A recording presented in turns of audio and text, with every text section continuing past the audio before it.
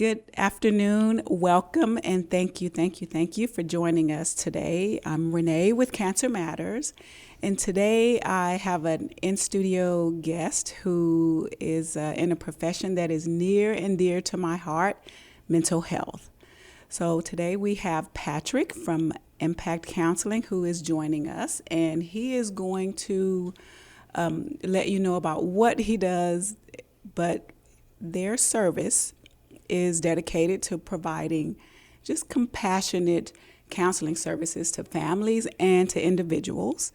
And we are going to just be talking about how people can improve their quality of life from the mental health perspective. And we're going to be talking about stigma and fear today. So thank you very much for joining me, Patrick, and I appreciate your time today. Absolutely. Thanks for the invitation. Look forward to doing the podcast. You're welcome. So today's conversation is going to be talking about stigma, fear, and how people can move forward as far as being screened, because there's a lot of reluctance and a fear of being screened for any type of cancer. Yeah. And so that's what I would love to talk about with you today. So I met Patrick at health fairs. So we started talking and having some great conversations. And so we have a lot in common, which is we want to make sure that people have the information that they need in order to move forward and be screened and be healthy as possible for their families. Yes. So my first question to you, Patrick, is that a lot of men do feel uneasy about being screened, particularly prostate cancer screening, which is my specialty. Yeah. And why do you feel like that fear runs so deep? Because you even had screening done as well. So Of course. Yeah, I think unless, and forgive me for even saying it this way, but unless we're made to, we just think almost like it's tomorrow's problem. Like, it's going to be just fine, instead of being more proactive. Like when we were kids, even if we didn't play sports, if we just wanted to go to the next grade, we still had to get that test, right? Yes. That physical test, or, even just go to the doctor and just get the checkup where they hit your knee or whatever else, right? Yes. And we did that every year. And then as adults, especially when we're in our 20s and 30s, we feel so strong. And I mean, Teflon might be the wrong word, but I mean, we just feel like we're fine, Absolutely. The older we get, the more it's important not to necessarily feel like, oh my God, I'm getting older, it's going down. Like, that's not the case, but we do have to be a little bit more vigilant. We can't wait until we're 60 and finally getting, our first test, or worse, 70 getting our first test. Absolutely. Because when we do that, we get a real scare. Yes. We have to get it sooner, but I think we normally, and I don't want to just pick on men. I mean, I think everybody kind of is a little nervous about, getting certain kind of tests. Absolutely. But I do think men especially struggle with that, especially if we're not made to, if we're not like, our wives or our girlfriends or our mothers or whatever. Nobody pushes us. We're just like, the same way it is with work. Like, oh, I can work another day. I can do overtime. I can keep going. I can keep pressing. And I don't want to say it's a pride thing, but to a certain extent, it's I know we're going to get into a conversation about fear a little bit later, but, I think to a certain extent, it's, I'll do it in 6 months. I'll do it in a year. And, well, I'm not quite at the age that they say I have to do it, so I won't, kind of thing. Right, looking for every reason. Do you think not knowing feels safe to a lot of people? Is that part of it, maybe? Yeah, but also no, right? I mean, like, of course. It's still there, but because you tell it now. There was a gentleman at the church that I go to, and he was in phenomenal health. And he just didn't go to the doctor, and nobody made him.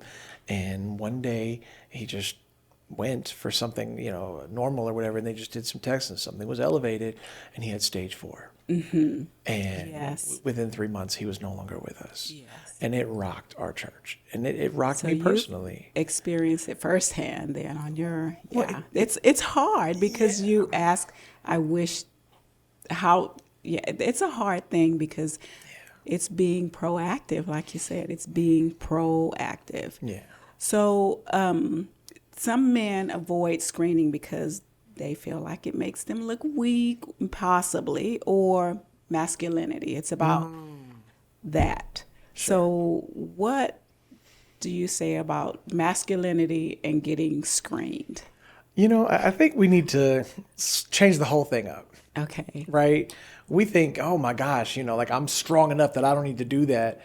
That's the most ridiculous thing I've ever heard, right? Yes. You got to be strong enough to actually be proactive. You have to be. And that means facing your fears. And quite frankly, sometimes it means not even doing it for self. Sometimes you are doing it for your sister or your mother or your wife or your girlfriend or whatever. And, sometimes you're doing it for your brother or your best friend or whatever. Sometimes I think we're so trained to think that our value is in what we produce. Did you work? Did you build this? Can you fix this? Or whatever the case may be. There's intrinsic value in just you. And the more we get closer to knowing that, not just informationally knowing it, but like in our hearts knowing it, the closer we get to that, I think the less stigma will result. The more we're going to be like, I definitely want to get this test because there's more value to me than just what I produce. I like that. I like that. That's a good listen to Patrick. So you hear that some people say, I'm fine. I don't need to go get checked. I know that at that point, we're just talking about denial. Yeah. Yeah. So what do you say to men that are just stubborn and in denial? I guess what you just said. It's not about you. Well, I mean, all the time. I think the harsh reality is, as a man, especially one that's a provider man, which I'm sure a lot of people can really relate to that. We're so used to surprising, our girlfriends, wives, partners or whatever we, have, our mothers or whatever the case may be. We don't get surprised that often, right? This is not the kind of surprise you want, though. You want it's your birthday, so now I'm going to take you out to your favorite restaurant surprise. Not you've neglected your health for so long that now you get this kind of surprise. So yes, I say, let's focus on getting the nicer surprises and getting tested so we don't get the bad surprise. You want the nice surprise. We want the nice surprise. You want the nice surprise. Yeah. That's a good one because that's the difference between a late stage and an early stage. Right. An early stage is much easier to treat for any type of cancer that you get screened for, but early stage is much easier to treat for sure. So for just the men that are listening and just feel embarrassed about the screening process, it is much easier now because I don't know if a lot of people saw the Super Bowl where they had the Relax. It's just a blood test. Particularly with prostate cancer, it's a blood test that you can take and you can get your PSA and you can follow it, and that will give you your prostate health. So that's the wonderful thing, is that it's not this all-encompassing thing that someone's going to make you feel violated, which is why a lot of men choose not to be screened. But it's a blood test. Go back to the Super Bowl or look for that commercial that's out. Relax. It's just a blood test. So that's one of the things I like to let men know. So what about hesitation? Let's talk about why people hesitate. Why are they saying, I don't want to, maybe I can. Again, I have overtime. Right. I'm trying to buy a house. I'm trying to do this and doing that. So just everything seems like it's rooted in just fear. I think so. And I think that the old thought is still ingrained, right? The like you said, the old way was pretty invasive. The new way is just a little, just a little prick on your finger. So it's like, okay, I can do that and wait 4 days or 5 days or whatever. But I think the old way was more invasive. And I think that we're trained to think that if we're going to get some kind of test, it's going to have to be that old invasive way. And that's not exactly something that a lot of men want to really sign up for. So I think we need to be really, really open and say, sure, I guess at some point you may or may not have to get that other thing, but right now it's just a blood test. Right. And that's so important. Yeah, I think that's why they're starting to move towards that. Yeah. Because that was a deterrent for a lot of people. Sure. But, as you know, with women, what we go through every year is quite different, but it's something that's built into women. It's a learned thing that women know you have to go get it done, and there's just part of it. And my goal is to bring mental health and the fear behind a lot of what's happening with men in the screening, and make it just as common as Breast Cancer Awareness Month is for women. I think that, there should be, and there is, but make it more obvious. We see the Super Bowl every single, not the Super Bowl, but when football comes around and it's October, everyone has on their pink or any professional sports, but I want to see men in blue. Blue is for prostate cancer, and I want to see men wearing blue. What about you? Right. No. Yeah. I mean, there's no reason why every single person once a year shouldn't be able to get that finger prick. Yes. Yep. It's the easiest thing. Now, the couple of days after isn't the easiest thing. The anticipation. Right. But, yes. but we do need to normalize. And it's not just because you and I are passionate about it. It's because everybody that's a singular person wants to live. Whether they're married or not, whether they're, everybody wants to live. Self-preservation, right? Right. So why aren't we being more proactive? It's because it's not normalized, sure. But we need to make it more normalized. And again, if it was super invasive like it used to be, it would maybe be a harder sell. But it's, I mean, if you've ever, I don't know, passed out or had some kind of situation where the ambulance came, when they come, one of the first things they do is prick your finger so they can, take your glucose. Right. If you could do it there, you could do it. In a doctor's office or at a event or whatever the case may be. And then, yes, you have to wait about 5 days. But after the first couple of days, you just get back in your groove, your rhythm. You get an email, and then you're like, oh, great. Now I know what to do moving forward. Absolutely. Absolutely. It's just, so what about family history? When the one thing for sure is if you have a brother, a father, mother, anyone in your family who has experienced any type of cancer, family history, everyone says, oh, it's in my family. Right. What do you do about that? You have to be proactive. So we're talking about, again, being proactive because it's, you want to preserve yourself and to continue forward. So what about the men that feel like there would be a burden if they got sick? What about that? Because then I've heard that if I got sick, then I'm going to be a burden to my family. I think a lot of people, and not just men, but maybe especially men, don't want to be that burden, right? How horrible for that partner to be shut out in a moment like that. It's such a different perspective than we think, right? Certain types of men are such, amazing protectors, and I respect that so much, right? But you can protect. I mean, you could protect if somebody, is I don't know, an issue at a mall or something. You could protect somebody if their car battery died. You can protect if somebody's yelling and screaming. There's so many areas you can protect, but you shouldn't try to protect your partner from being there for you because you would definitely be there for them.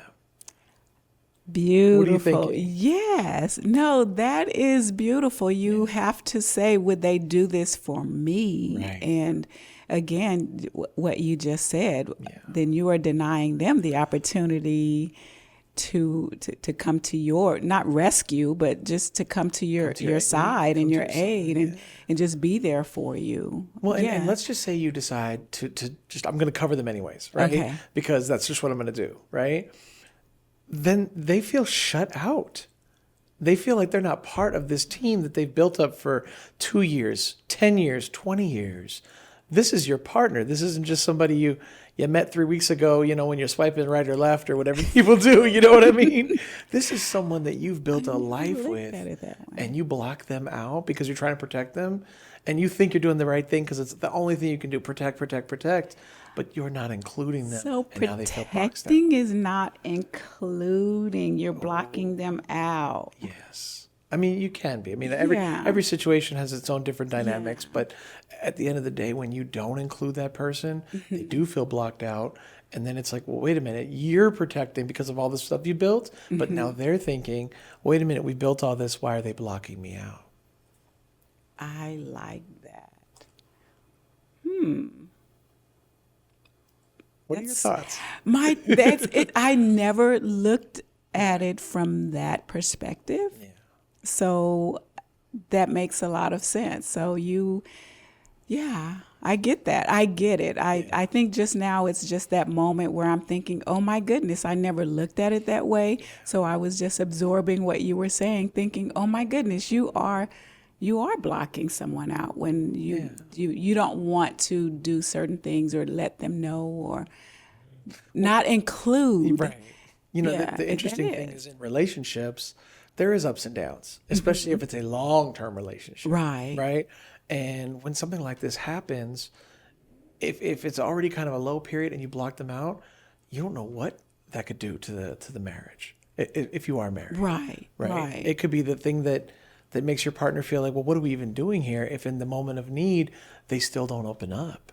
Like, we think we're protecting, we could be destroying. Like, we have to let, not everyone, because we can't let everybody in, but we got to let our person in, the person or our family in. We got to stop blocking everybody out thinking we're protecting everybody, because you can't do it alone. Right. Also, so if you get the worst news and you're doing it by yourself and alone, that's even worse. Correct.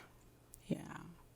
So how can a partner encourage the other stubborn partner to be screened or go through the screen, even just take care of themselves? I think that's one of the things that I get to speak to caregivers on a regular basis, and it's both male and female. And they always say, oh, their significant other, well, they're so stubborn. How can you get a person to do something that you want them to do to take care of themselves without letting it be a big fight? So have you ever seen the movie, Why Did I Get Married? The first one. Maybe. So, I think so. There's a part in it where Jill Scott in the movie. Okay. She is with somebody that isn't super supportive, and then she ends up marrying somebody else who is, and she's trying to lose weight a little bit. Instead of telling her to lose weight, he goes with her, and they go together. Okay. And it's not a, you need to do this, it's a, we're doing it together. So it's in the same fashion as that movie, you do it together. You don't say, you need to get tested. I'm fine, but you need to, you see how that could, like, wait a minute, you already know you're fine? Like, I'm sorry, what? But when we do it together, it's so much easier, right? And the best thing about, at least the first event that we worked at, separately, but we were at together. Yeah. There was testing for men and women. Right, exactly. So that's yes. Right. So doing it together versus pointing the finger, you need to do it. Well, wait a minute. What about you? Like, but if you say, hey, I'm going, let's go together. Now it's like, okay, you're right. Let's make a good choice together. It's less pressure and it's more, like I wouldn't say it's like a date night, but at the same time, it is like, hey, we're doing it together. And it's not just, I don't have to feel like I'm on the spot. Right. I can know that we as a couple or a brother and sister or best friends or whatever are doing it together. It's less scary. It's more like just something we're doing versus like, eek, I'm doing this thing that's like too scary. You know what I mean? And you're shaking and they're just standing there doing their puzzle book. Okay, that makes sense. Yeah. What about people or the men that believe that screening is just for older guys? Now it's happening to younger people. It is. So, what like I think you touched on it earlier. Yeah. When you're younger, you're like invincible. You're feel that like, way. yeah. So they're less likely to pay attention to what's going on in their bodies and thinking that they are just not, something's just not going to happen to them. But we know that that is not the case. Right. So right now there's an increase in cancers in what used to be for older men. So what advice would you give a younger person? Because they say this, eat well, Of course. get enough sleep, Sure. and all of the good stuff. But young people don't do that I don't want to say all the time. I don't want to say no not young all, people. not don't. no young. No, you're but- right. You know so that. how do I, in the profession that I'm in, when I'm out at my events, encourage younger people to be just healthier? How can I communicate with a 20-something, even though I'm not going to screen him? Sure. How can I make something stick? So in my practice, I often talk about your next zero. Okay.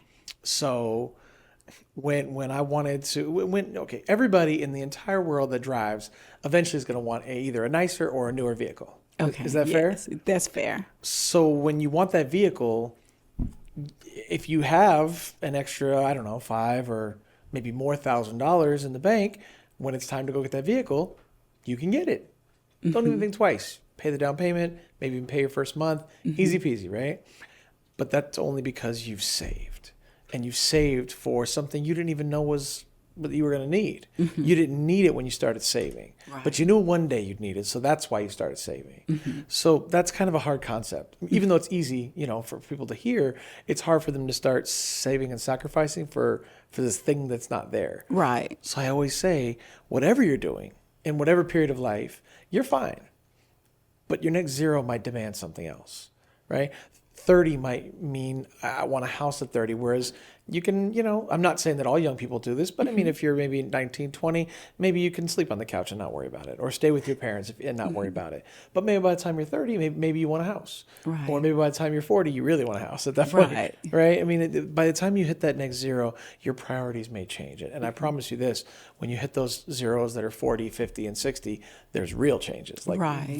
big changes. But since your question was geared more towards the youth, I would say for just 2 seconds, I would have that young person think about what they'd want at 30.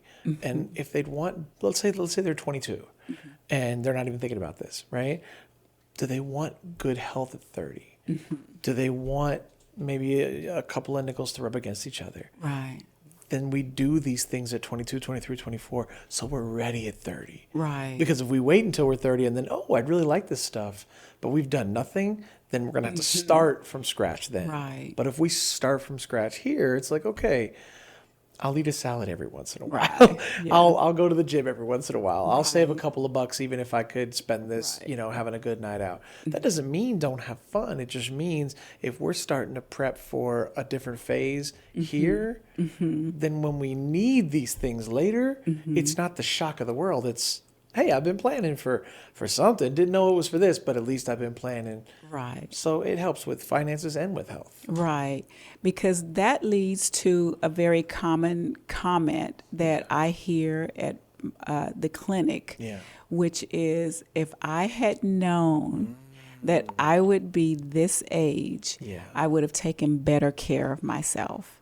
That's very common. That's why I asked you that question, because that's exactly what you have to do is prepare for the next. Right. That's a beautiful thing. So preparing for the next, because you're ready for it, or as best as you could be. Well, and again, when you're talking to somebody that's younger, let's say they are 22 again, back to 22, and you say, what do you think 40 is going to look like? That's forever. That's forever in the future. Sometimes it's like, I don't know, and you don't. You just can't. But if you can say, you've either seen somebody on television or have somebody in your life that is 30 or 40, what do they need? Do you really think it's going to be that much different? And if they say, oh, maybe not. Maybe I might need these things to be slightly different. Now, all of a sudden, they can make some adjustments. I mean, they're not going to change their whole lives, which and you wouldn't even want them to, right? You have a Absolutely. little enjoy your life, and but also know that, you know, unless something happens, we're going to make it to 30. We're going to make it to 40, 50, 60, 70, 80. And since these things will happen, and no matter what, having a little knowledge and saying, okay, maybe 30 or 40 is 8 or 18 years away, but it's still okay for me to make a little change or two here. So my 30 or my 40 or my 40 or 50 looks a little bit different. And I'll say one last thing. We always have this idea in our head of what we want, right? Yes. We want it to be so great, and it's going to be because it's us. Right. But I also, I tell people, have that goal, but also have the person who didn't do it. This is the twist, right? Everybody has, you know, whether you're black, white, short, tall, young, old, male or female, whatever, you always have that thing that you aspire to be, but knowing that if we don't do the things we have to do, not only will we not get here, we'll probably end up over here. And so I like to have a visualization, whether it's a person I know or a television personality or whatever, of somebody who is exactly where I want to be or exactly where I don't want to be. And it's not to be judgmental. It's to be, okay, maybe I'm going to have this hamburger today. But maybe not 3 hamburgers in a row because I want to be more like this than this. You know? I like that. So let's talk about community in the culture behind some of the places that I've been. I've seen you at health events as well, barbershops and the churches. And how do you think that influences men to be screened? And why do you think people are starting to go to those locations to do it? Because I think it's brilliant. I think you get conversations started where they were not before, and you know, hanging out in the barbershop on the Fridays and Saturdays that I do, I've learned a lot. So I would say that we need to have our loud voices be louder, because it's the voices that aren't as loud, whether it's a timid personality individual or just a younger individual that doesn't feel that it's their time yet to speak up. The loud voices need to be louder. And when I say loud voices, I don't mean that in a bad way. I mean leadership. Right? If our leaders, whether it be at the, you know, barbershops or churches, you know, and barbershops are a huge place, because sometimes we'll hear something in church, and unless you're really bought in, we'll be like, oh, that's just, you know, Pastor Blank saying whatever. But when you get to the barbershop, you're super relaxed, and, you know, usually music's going on, and, you know, you're getting, you know, your fade, you're getting touched up or whatever, and your ears are open. Especially if they're actually working on your face. You know, absolutely. You're really, your eyes are really close. Your ears are the only sense that's there, right? And so you are listening, and the leaders in that place need to make it more normal. And it can't just be, y'all should do this, or youngin', you should do this. It can't. It's got to be, I did this. Exactly. When are you gonna? Absolutely. You know what I mean? So, but I think that that's a great place to get concentrated, you know, numbers. But when we think about bigger numbers, you're right. A church is obviously a better place to reach more than maybe 15, 20. A church can reach thousands. And you just keep showing up. And that's what I do. So I do it Fridays and Saturdays. I'm always at particular barbershops that I love that. For years I've been doing it, and I've been screening and have histories of screenings for a lot of the men there, and it's just conversations that we have, because that's my goal, is to talk about the mental health behind it, the fear behind it, the stigma behind it, which is why you are here today. And just to normalize the conversation.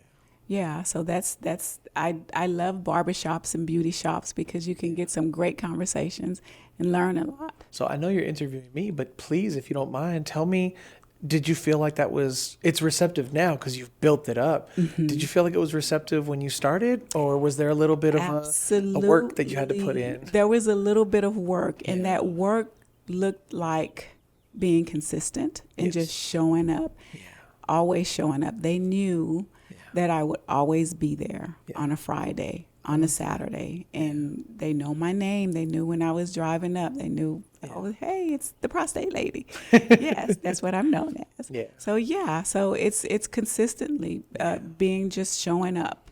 And that's how people trust you, trust the information that you have. And it means a lot to me, the trust and the kinship and the relationships that I have with the people that I know from the barbershops and the beauty shops. I love that. And the churches. Yeah, it means a lot to me, because if people can't trust you and the information that we bring, It's true. then that's where we continue to get the pullback from. And one of my beautiful stories is that I had a gentleman that watched me screen many people over the course of a year and a half. Yeah. And it took him a year and a half to choose to be screened. Yeah. And that's trust, you know. It's conversation after conversation and observation from his part and my part. And finally he chose. And that happened at almost every location that I've gone to. There's just one person that it took them a long time, but they did it. And it was... So, it's about trust. The community is important, and I know you show up in the community quite often. You're always in the community. So, well, when we do those community events, there's this thing that I tell my individuals and my couples that I work with. I said 90%, and I got this from business, but it's true in life, 90% of success is just showing up. Oh, yeah. You got to show up. Yes. Because at the end of the day, you could be selling the greatest product ever, but if they don't see you and they don't know you and they don't trust you, they're not going to. And I know that we're not selling, we're just trying to get to success. But I mean, when you're trying to get somebody to join a gym or go to counseling or, whatever, try some new product, or if you're not someone that they trust, they're not going to do it. And so, I mean, I sign up for darn near any community event that I can. And yes, I want them to come to Impact Counseling. Of course, I want them to come to Impact Counseling. But more importantly, I just want them to go to counseling. Yes. I know that I'm professional. I know I care about people. But also, even though I know I can work with everybody, that doesn't mean I'm everyone's cup of tea. Right. I just want them to get engaged with counseling and say, you know what, I'm going to work with you, or I'm going to work with somebody else. But because we talked, now I'm going to reach out to somebody. Yes. It's more about getting connected than anything else. Absolutely, because mental health is part of the physical health as well. You can talk yourself into being worse than what you start off as. So that is something else we'll talk about. But that is my whole thing, is mental health is part of everything that I do in the world of cancer. It's a big part of it, a huge part. What about the first, if anyone is listening right now and he said, I'm scared, I just don't want to do this.